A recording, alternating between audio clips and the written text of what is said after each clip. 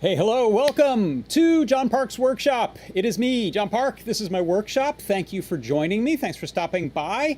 Thank you for watching. Thank you for participating in our chats. We've got a chat over at YouTube. We've got a chat over on our Discord. Hello over in the YouTube to Beatagraf Abdel Hagen.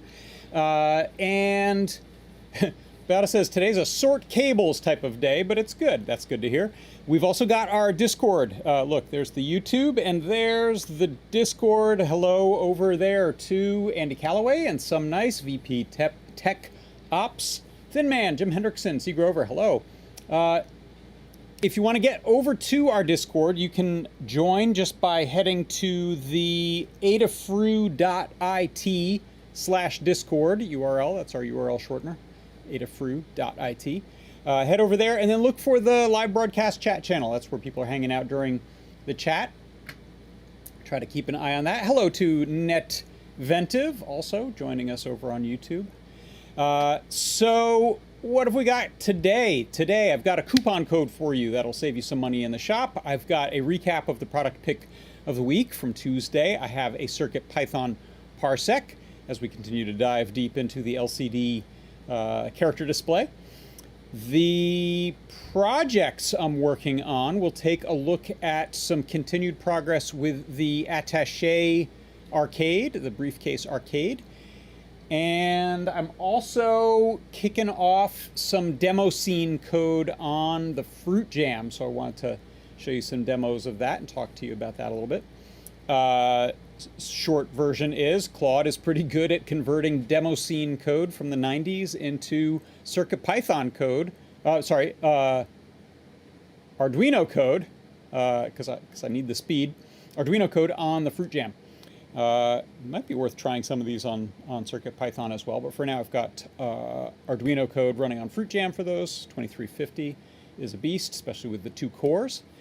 One of them there, right there, in fact.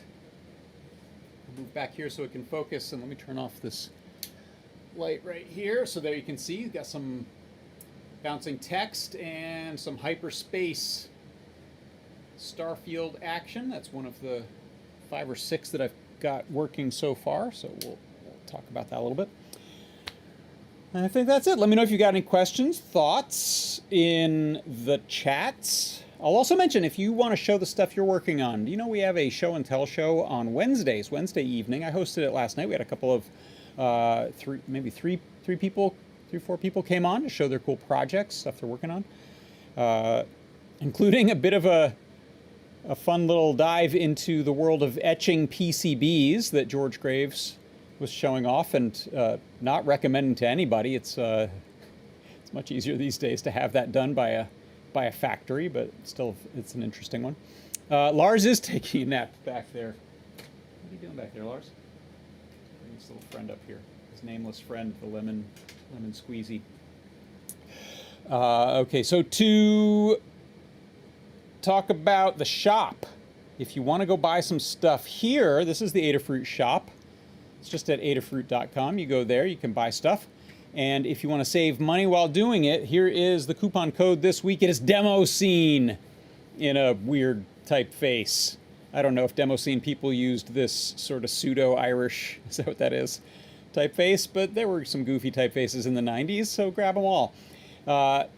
Demo Scene, DEMOSCENE, is going to save you 10% in the shop. So go over to Adafruit, look at new products, look at old products, look at the product categories. Maybe you want some e-ink.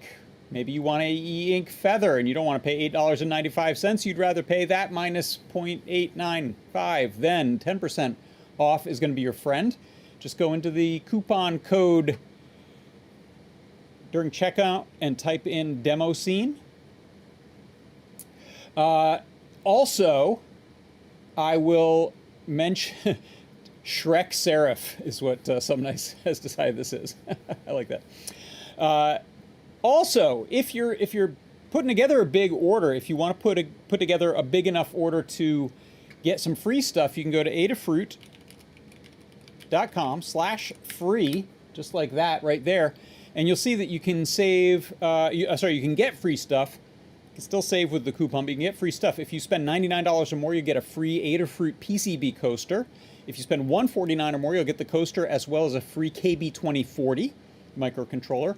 And if you spend $199 or more, you'll get the coaster and the KB2040, as well as, if you are in the continental United States, you can get free UPS ground shipping. So those are the stackables, and there's a little FAQ down here about this. It says, how many freebies can I get? All of them. So that'll stack, and I believe you can also get the 10% off. So that's a good way to go if you want to place a big order. But regardless, that'll work. Demo Scene, that's your code for today. It is good until midnight tonight, East Coast time. So get it while it's hot. Let's see, what else have we got happening here? The show I do on Tuesdays, speaking of saving money, that's very, very targeted and specific. I show a new product, and you can save money on that new product, usually 50% off if it's an Adafruit product, because we've got those kind of margins. That was this week's product pick, and here is a little video recap for you. That right there, that's the product pick of the week this week. It is the TCS3430, which is a tri-stimulus color sensor for ambient light, used for things like white balance on cameras, white point adjustment on displays, color sensing, ambient light sensing, optical identification, and color matching. A little web serial application that I made using Claude that is outputting, as you can see across the bottom there, the raw X, Y, and Z values, as well as infrared. So that's the raw values coming off the sensor. And then just I'm remapping that to the CIE index, which is essentially 0 to 1. So there we go. There's the very amber, there's the neutral, and there's the blue. So you can watch those scoot across that there, leaving a little trail as they go. My product pick of the week this week, it is the TCS3430 3 Tri-Stimulus Color Sensor. Yep, it is. We sold quite a few of those, so let me know what you're using them for. I'm always curious what kind of uses people find. One of the things I did during the show was I played a demo from the manufacturer, and they had a neat little module plugged into a phone. I'm guessing it was an Android phone, and they had an app running where they could do some white point calibration of the screen of the phone to match ambient conditions, which is great. In fact, when I was at Disney Research, there was some research on some similar technologies that was potentially going to be implemented in the Disney theme parks for making digital signage blend into some of the outdoor restaurant areas and things like that, so that you could set dress around something that maybe was meant to look like a chalkboard, match printed stuff to a color temperature on the monitor, and then if it was cloudy or sunny and the ambient lighting conditions changed, the signage would adjust to help keep that match going, which is neat. And if you look at displays with a matte finish on them, a lot of them can look pretty convincingly like a real object and not like a emissive display, which is pretty neat. Okay, let's see what else. I've got a CircuitPython Parsec. Let's do that.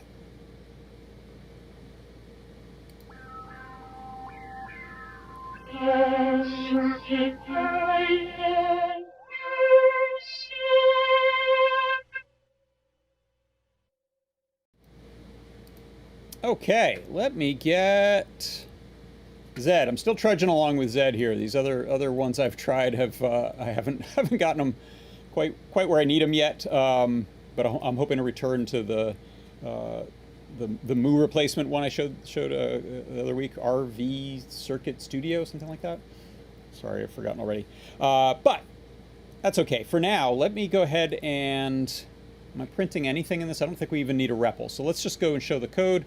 Let's talk about what's going on here. So for the CircuitPython Parsec today, I wanted to talk about moving a character around on the LCD screen. So again, here I've got a Metro RP2040, and I have the LCD character backpack shield on top of it. And I've got a 16 by 2 character, 2-line LCD display on here. And you can see I'm using a custom character. So last week I showed how to create a custom character so you're not using an alphanumeric. You can make your own, up to 8 of them. And not only can you print them, but you can move them around the screen. So this character LCD shield has a set of 5 buttons on it, and you can see I've arranged this vertically. And you can see here I'm moving this around sort of like a very limited video game screen, and I can move forward and backward, left and right, and maybe I'll add some shooting or something like that and some enemies in the future. Or this might be fun for sort of a Beat Saber or Maze Runner, Endless Runner type of thing.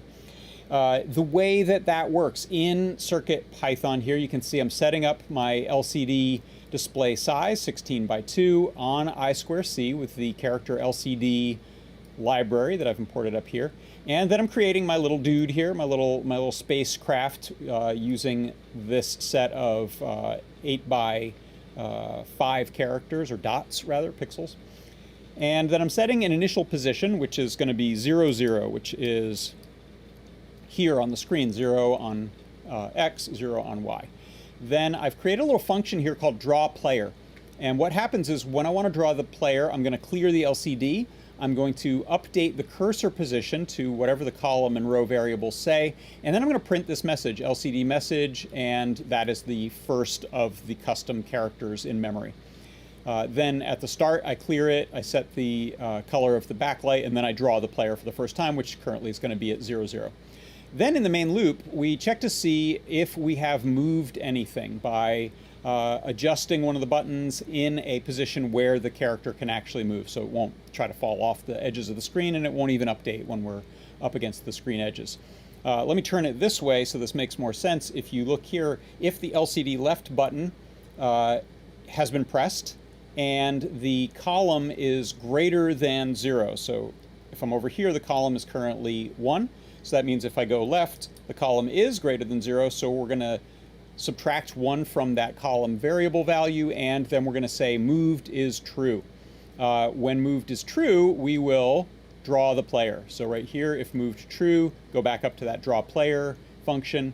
And then I'm also going to wait for a button release just so that we're not repeating that motion. We wait for each time. And so that moves left and right, up and down, or if you flip it this way, left, right, up, and down. And so that is how you can move a character around your display on the character LCD display inside of CircuitPython. And that's your CircuitPython Parsec.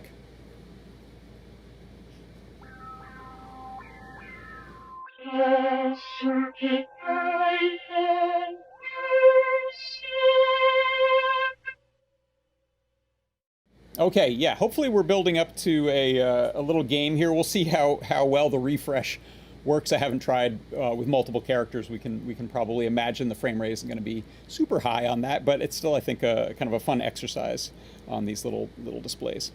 I added to the mix here one of these 90-degree angle, right angle USB-C adapters, which makes my arrangement in front of the monitor a little easier to go.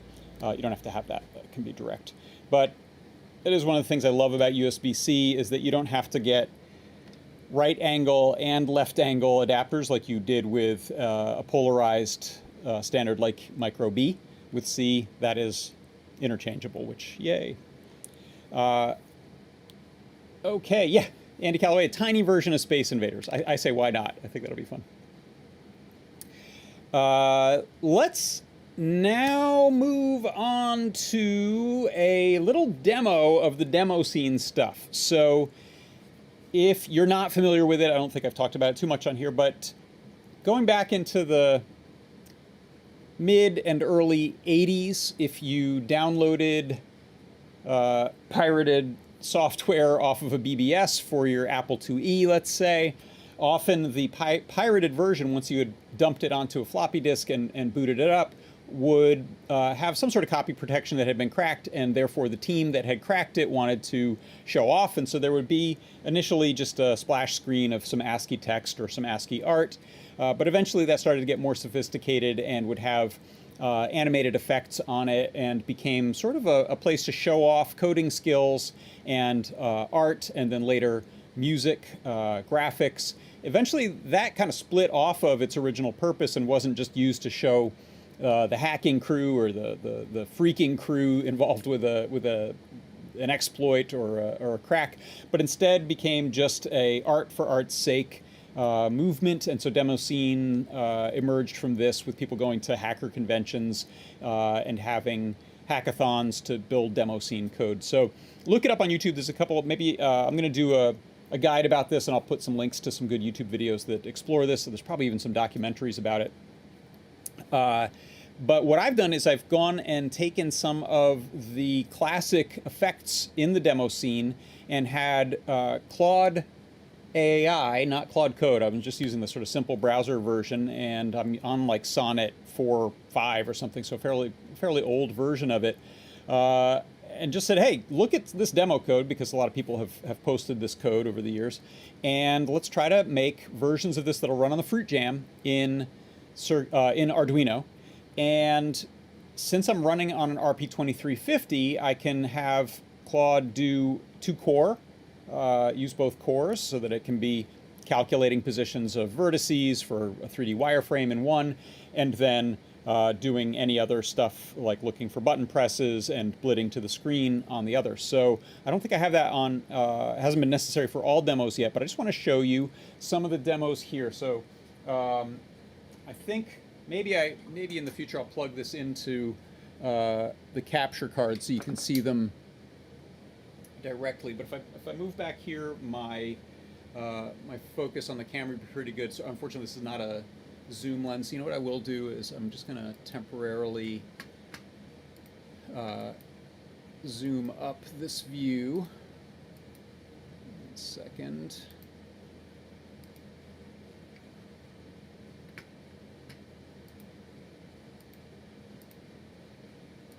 Scale this view up and move it over. I'll come back here and focus. Okay, so that should look pretty good. So this is sort of 2 demos in one. This is the Starfield demo, so we're generating points on the screen, I think around 200 to 400 of them.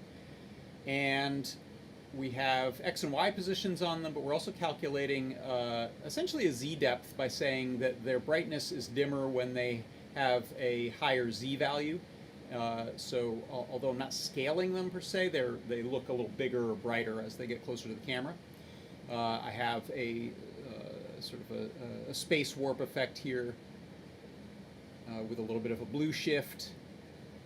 And then on top of this, I have this floating letters thing. So maybe I'll demo adjusting that, but this is using a BDF or not a BDF font, but the equivalent of that in Arduino, a header file type of font, and a chrome effect on those. So the next one I want to show, let's see, I've got a little switcher here. Oops. Let me go 2, no, let me go 3, 1, just. So this is a ray traced chrome ball. You know, I'm just going to put a little mini version of me there so I can talk to you. Move that. There we go. So this is a chrome sphere on top of a checkerboard floor with a blue gradient sky and a rotating camera. So this is ray tracing in real time. I haven't checked the frame rates on this, but it's you can see it's decent. It might be 10 frames a second, 12 frames a second, something like that. Given what it's solving, yeah, some nice SIGGRAPH 83, baby. It really does look like some early. That'd be SIGGRAPH 83 pre-rendered, not real time. I don't know if there were many machines in 83 that could do any kind of approaching any kind of real-time ray tracing. Certainly none I was using.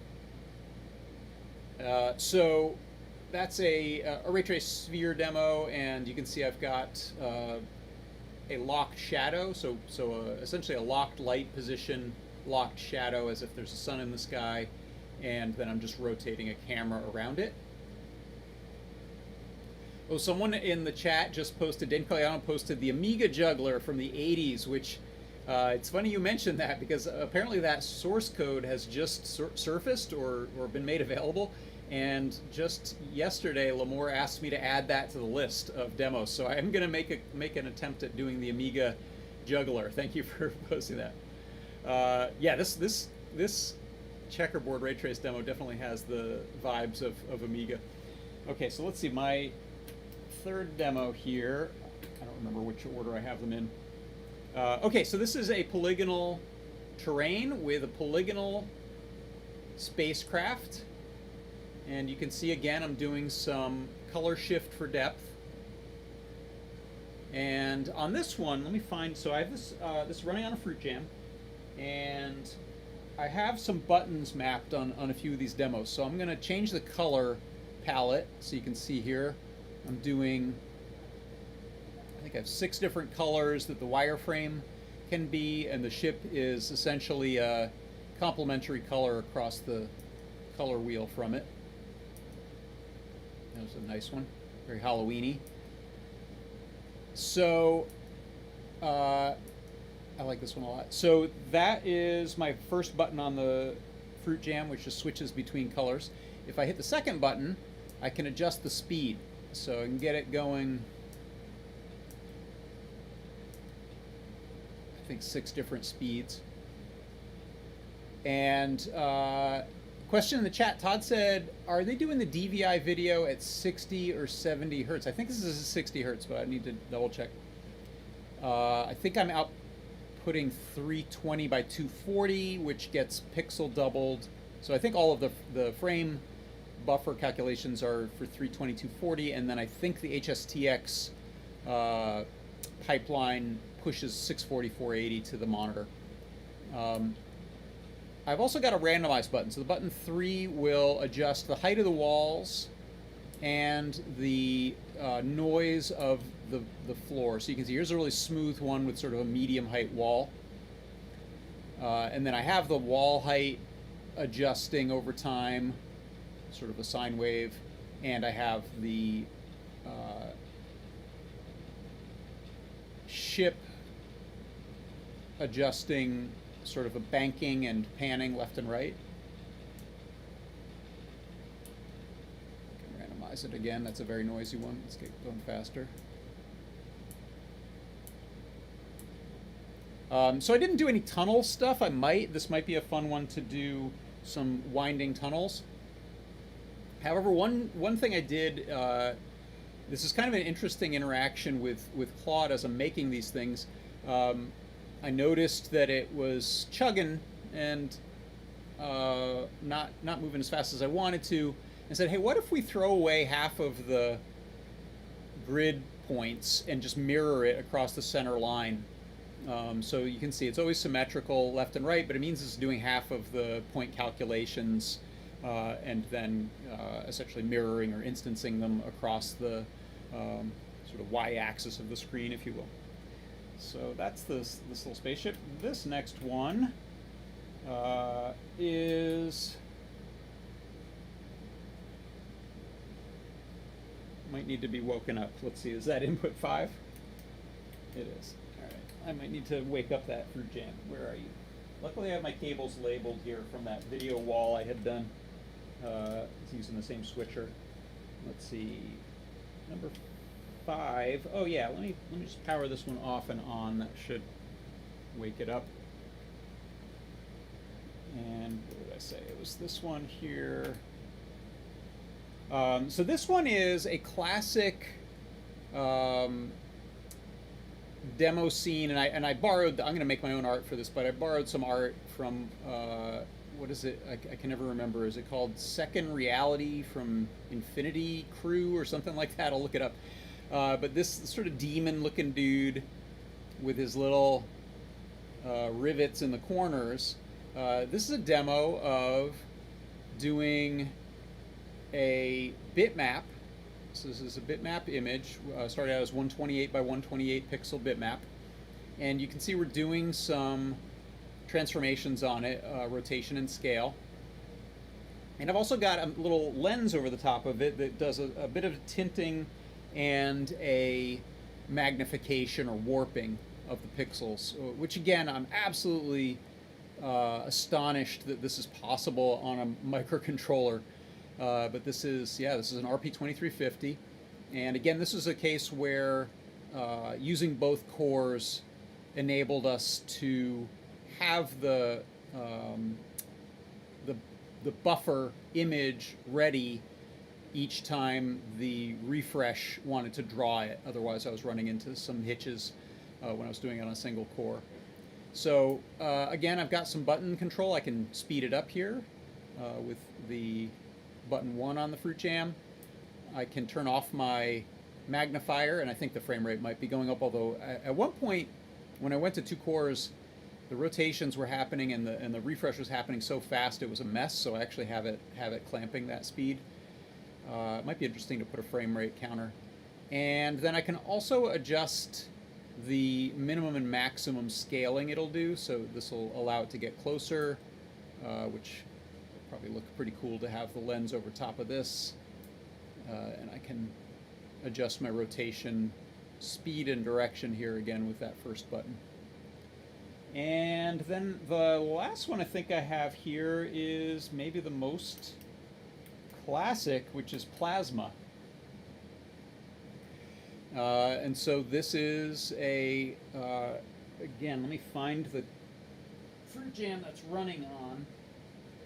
And if I adjust color palettes, I can go between a few preset color palettes here. This is rainbow, this is fire, ice, acid, I forget what this one's called. And then I can allow it to essentially cycle the plasma points in place, or we can effectively slide the whole texture as we're perturbing those points. And let me get that still. And then I can, again, adjust some of my limits of the variables. So when I do that, there's a bit of a hard stop, so I decided to fade out and fade back in. But this is adjusting some of the sort of seeds. And yeah, to answer the question, Todd, these are all in Arduino. And I'll be sharing that code when I put together the guide. So you can, I might adjust this to give me more range because I want to have some sort of bigger scaling of points. Oh, that's a weird one. Let's move that one. Very warpy. Let's go to rainbow. Yeah. And you can see some of the things I'm doing right now are pretty consistent. It might be nice to give it some undulations, like some sine waves over time-based parameters, so that we get a little more lava lampy interest that isn't as repeating. Oh, that's a fun one though. Let's go to, yeah. So those are the demos I've put together. Let me bring my light back on, and wow, that's very big me. Let's reset the scale. Hide that one. There we go. Yes, so Arduino, very impressed. Claude doing a great job, and I'm using an older model, so I don't know if it would be worth. Yeah, Mandelbrot set would be nice. Send me your suggestions, because these are fun to add, and of course, I'm gonna kind of show the process of my conversations with Claude in this one, so that if you want to make your own, you can at least see what the approach was. But the nice thing is that Claude is pretty conversant in this type of demo scene code, so it didn't require much for it to come up with. In fact, I even said, what do you think some of the classics are, and it named off a bunch of absolute classic demo scene code options. I don't think I'll be running music and video at the same time, but maybe worth it if you're, especially if you're familiar with the Commodore scene. There were Tracker and Amiga scene. There were Tracker, FM and chiptune Tracker songs that kind of went along with these. But I've got an ace up my sleeve because Dan Q from Adafruit is really good at that stuff. So he's going to write me a song to put over these when I do a video. So, but yeah, I think this, this is just running on a little 14-inch screen here. But imagine you can walk into your living room and put this on the biggest TV you've got. You can put a projector together. Maybe I'll bring a projector into here and shoot it over some stuff. But these are kind of a nice option for if you're just doing concert video visuals and you want something that just looks cool. Now, as you could tell there by me using a video switcher, they're kind of out of frame here, but I've got 6 fruit jams hooked up and I'm just video switching. Might be nice to have 2 and crossfade between them. Might be nice to get all these demos onto a single fruit jam and just have a picker of some kind, maybe just at startup, because you shouldn't have to use multiple pieces of hardware for this, I don't think. Or it could be maybe separate SD cards to load on the program. Who knows? Jumpers, we've got the GPIO pins on there. Put some buttons on it, controllers. I'm going to try to keep it simple. Like I said, I've used just this is not any of the ones I'm using. This one has a fun case on it, but we've got these 3 buttons, these 3 sort of magenta-y, fuchsia buttons. You can see here that's on a 3D printed case, but we've got 3 buttons on there, which is pretty useful for doing the little bits of interaction that I want. You could definitely consider adding something like a keyboard or a game controller plugged into the USB host on the Fruit Jam, and then have more control over it. Let's see. Anything else? Tithe said, think Espressif did similar with the 3S box. You can pick an app, which are over-the-air partitions, and it activates that one and then reboots. Ah, very cool. Yeah. I love it. Very cool. Okay, so that's it for demo scene stuff, and I will use that as a chance to remind you that you can use the demo scene coupon code today. That's good until midnight today if you want to go save some money. Unfortunately, I don't think we have any fruit jams in stock right now, and we don't use rain checks or back orders with our at all, and definitely not with the coupon codes. But you, I think, would be pretty successful porting these to a Feather or Feather RP2350 or a Metro RP2350. This is all over HSTX. So you can get some mileage out of this on any of those boards, I think. All right. So next up, let's move over to the bench. I want to show you some updates to the build here of this attaché case arcade. Also curious, is this camera working? It is not. It has died again. This is very strange. I'm sorry, I didn't have a chance to troubleshoot it, but that main cam there, it dies after being set up for a while, or the it's not really the camera. It's something to do with the streaming software and the capture box, I think. But that's okay, because what I want to show you is over here. I'll put that face cam up and kind of adjust this camera view a little bit. Hold on. So you can at least see me over there at the bench. Put this in the corner like so. Just point over that away. Maybe you'll see me over there. Sure. Okay. And pardon, let me know if there's huge wind noise. I'm going to switch over to this this microphone right here. I think that AC fan is now blocked by a light that I set up. But let me know if there's any issues, and I'm going to open up my Discord so that I can see if anyone has comments about what we're up to. There we are. Oh, hey, Dan Caliano mentioned that DigiKey has 100+ fruit jams in stock right now, so if you want to get one, that's the place to do it. Okay, so this thing here, I actually don't have it plugged in and ready to fire up right now. We'll get to that demo probably next week.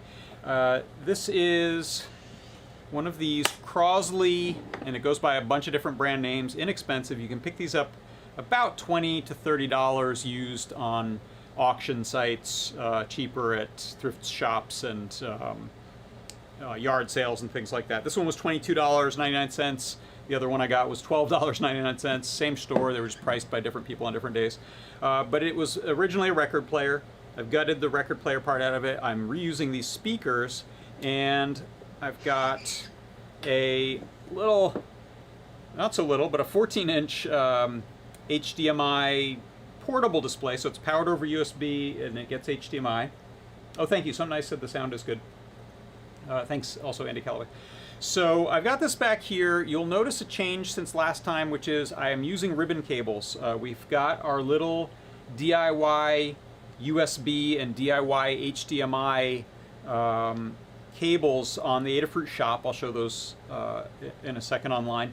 They are nice and thin, and you can put any ends on them you want. It's the same cable for HDMI or USB, and we just have little PCBs with different sockets and plugs on them for those standards. So I've got a mini mini HDMI on the monitor, a micro HDMI on the Pi, and now I don't have any adapters. I just have that one cable.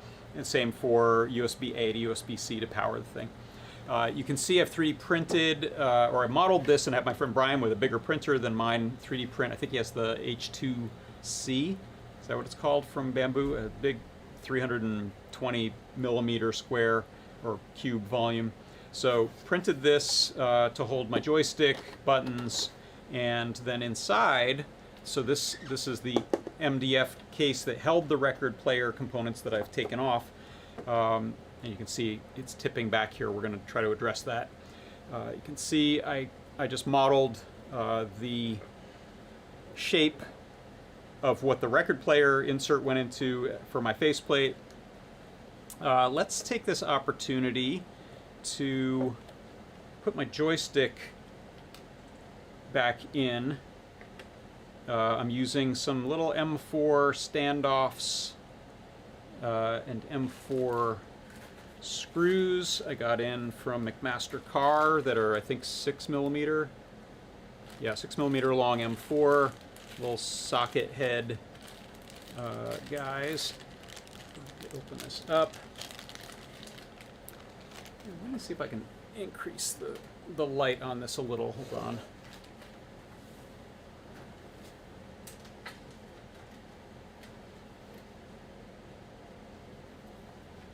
That's a little better. So here we go. John Nodge is waiting for someone to create the money for nothing video on a fruit jam. That's a great idea. How far can we push the 3D? Okay, let me get a hex driver. I've got some. I'm just going to put 2 of these in because I only put 2 sockets in, but that's enough for now.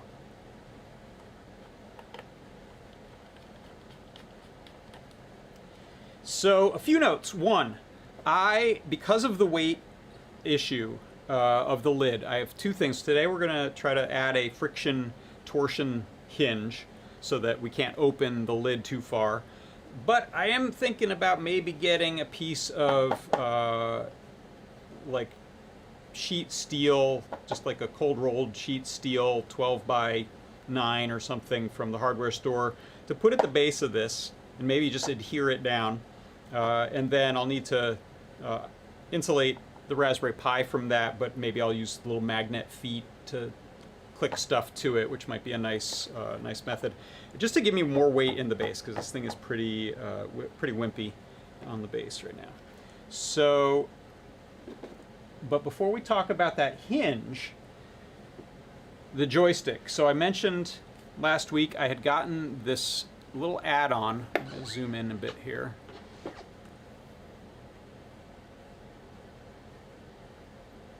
Maybe too much. Let's do that.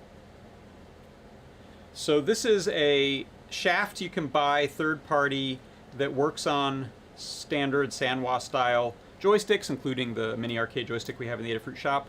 It's in 2 halves. One half gets inserted into the sort of main body of the joystick. Other half, it has a little quick release, spring-loaded bearings that are tapered and captive grab the little shaft there. So what I decided to do is take some measurements and model that shaft in 3D, and this is just a test to see, okay, good, I've got the right size and shape to go grab that right there. The reason I did that is I wanted a way to store this, and rather than make a hole that's sometimes empty that this is clicked into here, and I didn't want to start cutting into the MDF. This may be a terrible idea, but it may be a decent enough one. What I did was I put a threaded insert on the bottom side of that same little shaft grip that you saw here. I just made it a little taller and added a space for a heat set insert to it. Took out one of the screws that holds in this briefcase handle and ran an M4 up from the inside. And now I can click this in right here. I can still lift this up, grab it, hold it, move it. Obviously this is 3D printed, so it's probably dying to break off if we bump this too hard. But for if you're being somewhat careful with it, I think it's a decent way to hold that on there. The reason being, you can't close this case with the joystick in there. That's why all this matters, right? So if I zoom out a bit, this would be the process of getting ready to play. Open this up, take your joystick, click it onto there, and now you're ready to go. You can see that's just never gonna work with the screen there, or even the lid without the screen. So that was one little change I've made, and then in the chat, Seagrover says just replace the Raspberry Pi with a PDP-11, and you get the counterweight you need. Yeah, I could just put a way heavier computer in here, right? So let's talk about this hinge thing. I looked at a couple of different options on keeping a lid open. And for cabinet makers and woodworkers who build crates like hope chests and toy chests and things, there's a lot of options out there that are kind of elegant, sort of countersunk, have some spring tension or locking. Hard to fit in something that's this thin. We just have this like 1/2 inch MDF border on this to work with. There are some little latching hinges, brass latching hinges that I have on some wooden briefcases. Seemed okay, but you're kind of stuck with one position. And so after looking for quite a while, I finally found the right search terms for a torsion hinge or a tension hinge. And so something like $7 later on Amazon, I have a pack of like 10 nylon, they seem quite sturdy, nylon tension hinges and the screws to screw them in. And so let's take a look at these. These are, I think, a really clever design. What you have, zoom in a bunch. What you have right here is actually quite difficult for me to close or open. I'm really putting some muscle into that, and obviously I don't have the lever benefit of the rest of the stuff I'll screw it into. But that is clamped onto that axle really well with this screw and this bent piece here that wraps around it. I don't know the names for hinge parts, pardon me. So if we want to take a look at how this works, if I loosen this, this becomes an easier hinge to move. If I really crank this down, it would probably become near impossible. I really can't. There we go. So it's a simple design, no springs involved, not really much to wear out unless you open and close it thousands of times. And this is just a M4 screw going, I think, into a nut that's captive back there in the design. But this thing is so strong. Yeah, this is, I think, it's like a nylon, glass-filled nylon or something like that. Some super strong plastic. So that's all there is to it. And I think whatever, this is probably how it was meant to go on too. Is this the same? Is this the same nut? No, it's a smaller one. Okay, something small. I think maybe an M4 nut goes into there if you're bolting it through. But I'm just going to use these wood screws if the length is okay. I think it is, to screw that in. And then this is fascinating to me. I don't know why this is a clear piece, but it is. The hinge pin. And you can kind of pull it apart into the two pieces, so you can see this is what is gripping here, is that just changing that gap size there squeezes this down onto there. I think this pushed through.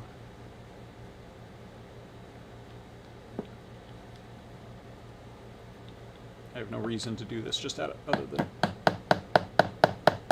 curiosity and abusing my screwdriver. I'll leave that alone. But yeah, you can see they've molded a single piece of plastic here with a little hex shape at the end, and then it smooths to a cylinder. Also has a big air bubble in it, just based on how they manufacture it. I don't know, these were kind of fun to sink an LED into if you had some need to light everything up. But weird, right? So let's put this back together. Just to show you how that clicks into there. I did look up some 3D printable designs that were similar to this in some ways, but I don't really print in tough enough materials to want to do that. I think you'd need to at least be using PETG, maybe something stronger. Now, one option, and I think the one I'm going to try first, is that I leave the current hinges on this case and just add one of these tension hinges and see if that makes this behave. So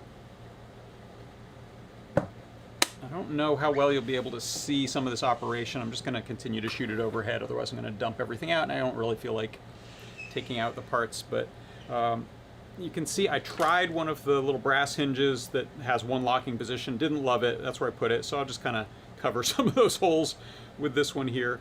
I don't know what the consequences are going to be of being slightly off from the other hinges. Will they battle each other and this thing not open? We'll find out, but let me get something to mark these. And I'm going to drill some pilot holes and screw in a couple of holes on this just to see how we do. We'll use a Sharpie. Where's my finer red Sharpie? Where'd you go? Did I put that in one of my tool bags? I did. I stole it from this workbench. That was a bad idea. All right, I'm just going to use a pencil just so the point is a little finer. Press those in. So Andy says you've reached peak nerd when you start putting LEDs in hinges. Yeah, that's pretty pretty extreme. All right, so let's try something like this. I'm just eyeballing alignment. I think I'll do one and then see how I did. What's this screw from? That's mysterious. I don't like just finding a very peculiarly coarse screw there. I'm sure that was something super important. So let's drill a little pilot. I'll hold this up so you can sort of see it.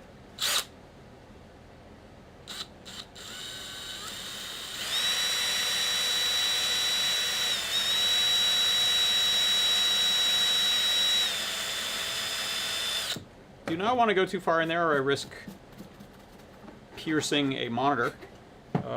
Let's see how I did. It's okay, and I didn't actually go through the fabric here, although we may have to if we use these screws and then cover that up, but maybe not. I think we're gonna be okay with the thickness of the hinge. Let's do some measuring here. Where is my calipers? C. Grover also has experienced the, what's this screw from? Boy, that one looks so specific. I don't like that. All right, let's see, how's this guy doing? Let's get a little depth there of 11 millimeters, which is just what this is. So I think I'll add a washer and see if I can avoid going through the fabric on there. So these washers here are going to be, yeah, this will have it riding, I think, out on the exterior of this. Will that work? That won't work with that screw. Let me use these other screws. I've got some smaller. Do I want those? Yeah, those will give me some freedom. Or I could go find some other washers. Let's just use these little screws here. So I'm trying to standardize the screws that we're using in this build. These are for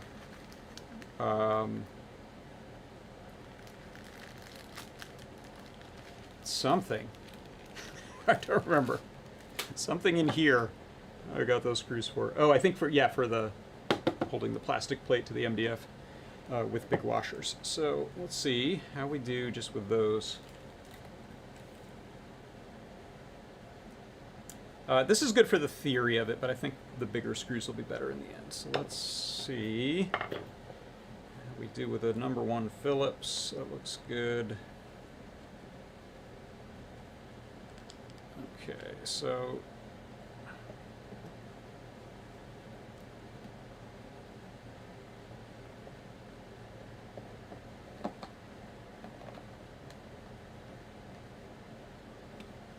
go there like that. That looks kind of centered on the hinge, maybe a little high, but I do have some wiggle room with these smaller screws, which is nice for adjustability. Kind of like on your kitchen cabinet hardware, you can be off by quite a bit and then do little adjustments. Somebody says it all hinges on the size of the screw you make. It does. Okay, so let's just do an opposite corner like so.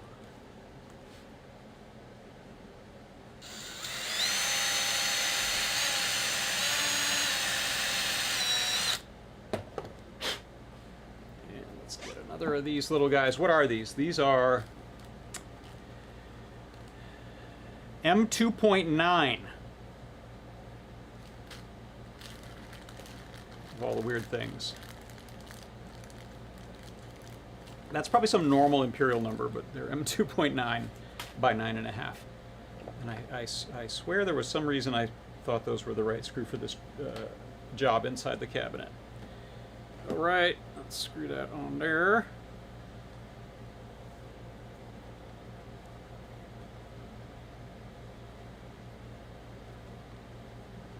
Also going to make a little change to this USB-C power panel in the back that I'll show you. Don't let me forget that. I got one other thing. Okay, so that's on there pretty nicely. Tighten the hinge screw.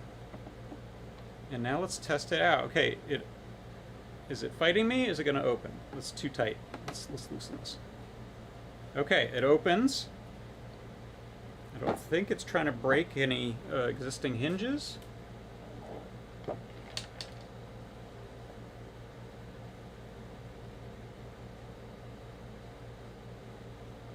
Maybe. I think I may need to, let's see. Is it going to open?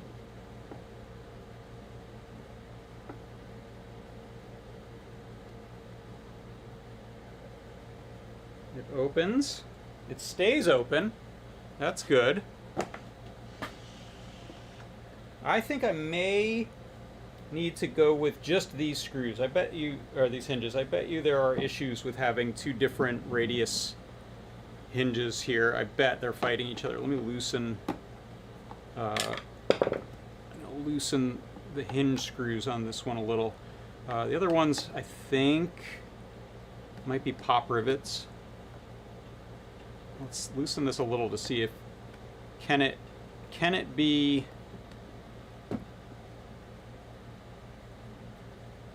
Yeah, I think I need to have just 2 of these hinges. Otherwise, I'm going to be fighting the sort of pivot point of this is different than the pivot point of this, enough so.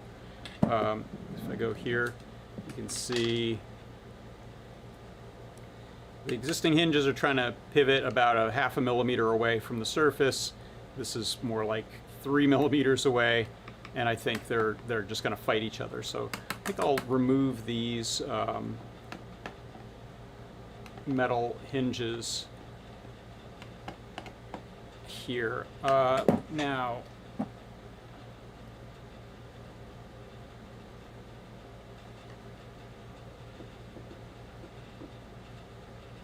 can I just tap out the hinge pins on these? That would be nice, just for testing. Let's try it on the easier one.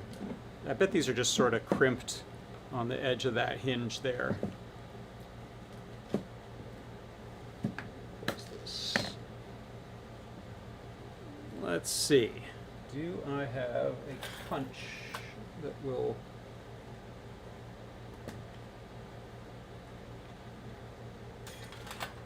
Do I have a punch that I can hammer that out of there with?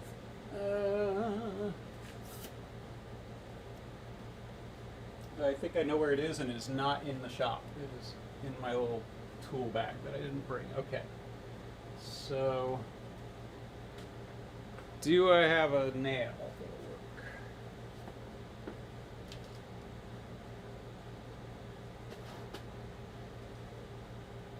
work? Will this nail withstand hammering? Let's find out.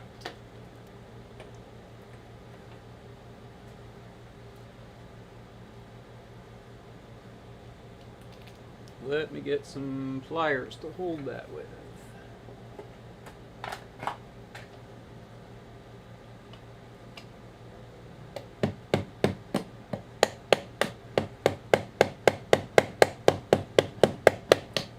Is that hinge moving? I think it is bottoming out on this. Let's see if it... Whoop. Bringing a leak of screws over here. Let me put these back.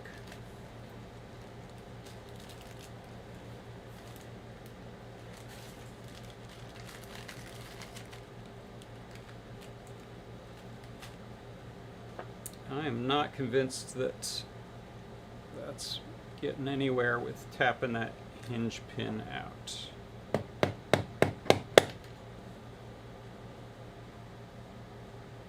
Ah, Andy's guessing it's a split pin and the split part's folded over behind. I think that's going nowhere. Okay.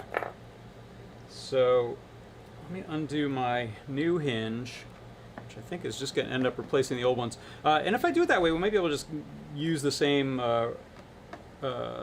spots and kind of mask the holes. This is my donor ugly prototype case. I have a second one that I'm going to use when I do the Learn guide and take photos of that once some of these things have been figured out.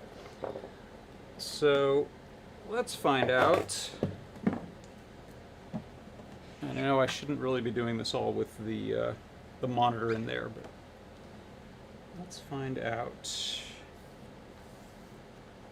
Can we pry those? We might just be able to pry those out. Otherwise, it would mean tearing up that little fabric in there. So let's see if we slip a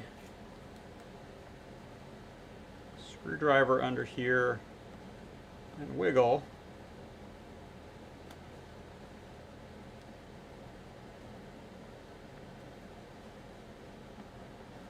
I think we're just bending. Okay, yeah, those don't want to just pop out easily, I don't think. But I'm going to get a bigger screwdriver.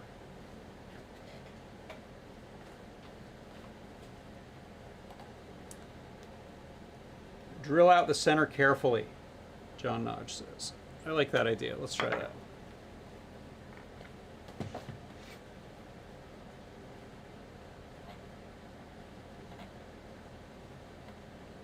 Can I might need to tap a little hole, not skate around.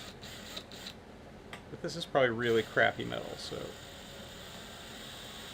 No, I'm dancing around, okay. Let's see, is our nail hard enough for that? Time to get out the angle grinder. Yeah, it may just be filing or grinding these off.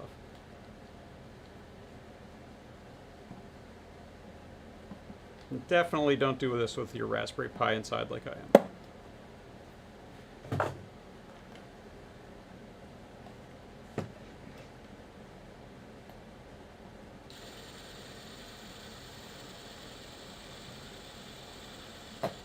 Nowhere, you're getting nowhere quick with that. Okay, yeah, I'll try filing those off or grinding those off or dremeling them off. What do I have on my Dremel over here right now? Nothing useful. A router bit. Any easier if the case is open fully? Probably. Probably is. Let's see, that's actually as full as that hinge goes. Can I just... Curious if I bend these hinges a little, does it reveal anything to us? I want to see what they look like. Here we go. Here's my monitor. That's my little ribbon cable connections there. Undo those. This is mini HDMI, and that's USB-C. Okay, and that's the monitor out of the way. I actually don't feel anything here from the rivets that have been pushed in, so they probably do just pull out or grind out. I don't think there's any reason to mess with that. Where's the torch, says John Nudge.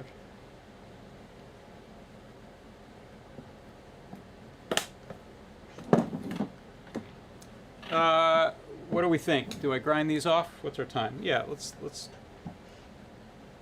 get a Dremel. Or how's this one? Any battery? Yep. Okay. Here's a little cutoff wheel. Let's try this. Cutoff wheel. Can I prop this up so you can see?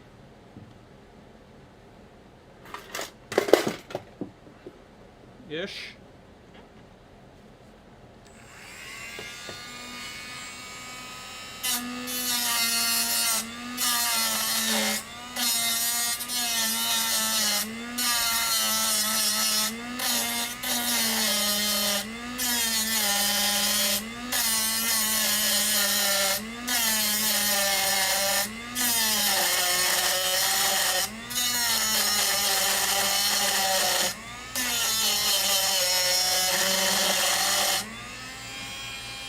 I really don't expect this battery to last very long. I don't know when the last time I charged that was. Let's see, how did we do?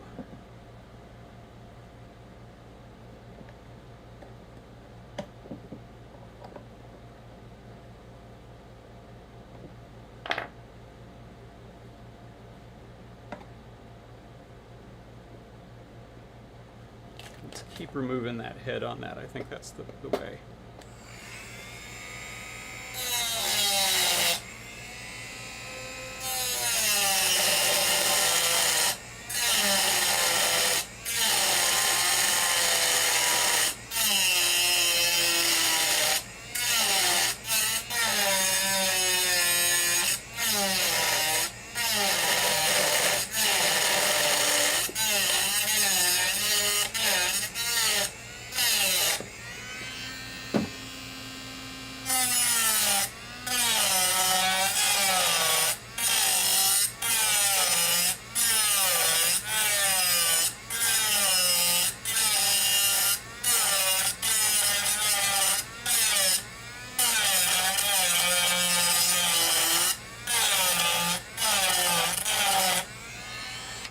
I think the head on that thing is gone.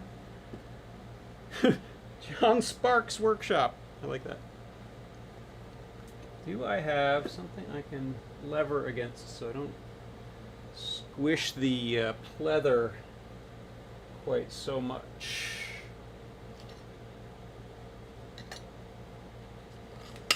Let's try an Adafruit coaster.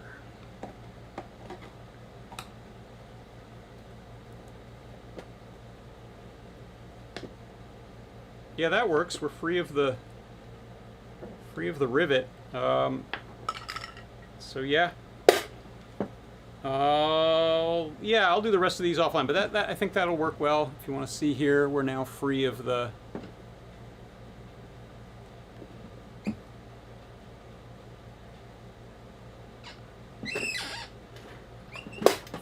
rivet right there. Hole there now. I should probably mask this off and not make a mess when we do the real one. But yeah, that'll probably work. Pop those off and then put the nylon torsion hinge over top of it. It'll kind of hide all of those sins pretty well. Those are too late to recover, but oh well. And then the last thing I wanted to show is I mentioned I've got the... By the way, thank you for the suggestion on drilling those out. I appreciate that in the chat there. I've got this little back panel I made that is for the USB-C power, and I was realizing that even when you software power down the system inside of the game UI, Batasera is the one I'm using on this, the power on is going to mean unplug and replug, which is a little lame. So I was reminded that the Raspberry Pi 5 actually has a soft power switch on it and headers for that button. So over by the SD card, zoom in here, this is a little power button that'll power on a soft power, just like your old PC or any PC. It'll power it up, it'll power it down safely, and you can solder in some headers and use an external button.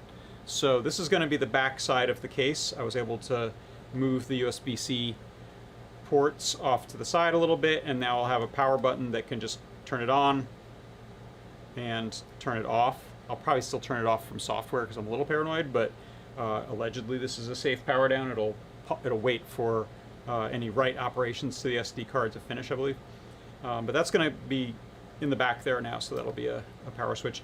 I'm resisting the urge to try to add a LED to that, etc. So this is just going to be a, you'll see on the screen if it's on or off, but that's going to be the new switch for that. So that's it on the workbench. Thank you, John Hodge said the episode's been riveting. And if I come back over here, okay, I said last thing, but I forgot. I got one other last thing, which is this. Oh, Andy said, why not use the built-in switch that's already there? So that's going to be buried inside of the case, in the suitcase. So I need to be able to turn it on and off while everything is bolted up. That's the only reason. Oh, wait, you're talking about the switch that's built into the record player. Well, why don't I use that? That's a really good idea. I think... yeah, do you think I'll have any problems? That's not a momentary switch. The power switch is meant to be a momentary switch, and that's a toggle. But yeah, that's a good line of thinking. I haven't thought about that. Thank you. Good idea. I'll think about that. So I just wanted to show you, this is the continuing saga of the model. Some of the parts are just kind of sprawled around. I have layers that hide a lot of this stuff when I don't need it, but I've got it all, a lot of it turned on right now. So that's the... this right here, this joystick nub that I modeled with the cutout here, or a space for a heat set threaded insert, little brass insert, and some gap there for the screw thread, the screw to come up through the middle of it. And then this is the back panel that I've made. I think I have an updated version of that because this one is, yeah, that one that I made there and baked off had too close of a tolerance, but this I've moved the switch a little bit. But yeah, maybe I'll be getting rid of that switch. I like your idea. I should try to use more of the stuff that's built into there. Let me switch this camera back to point this way. Come here, camera. Okay, now it's a little crooked, but there we go. I'll solve these things. I appreciate your help on them. We'll build this together, and then I'll have one clean set of instructions. So you can see I'm still prototyping some of the things right now. Okay, let's see. Hello to Fusark over in the YouTube chat. So what's this video up to? This kind of stuff, building things. Hello and welcome.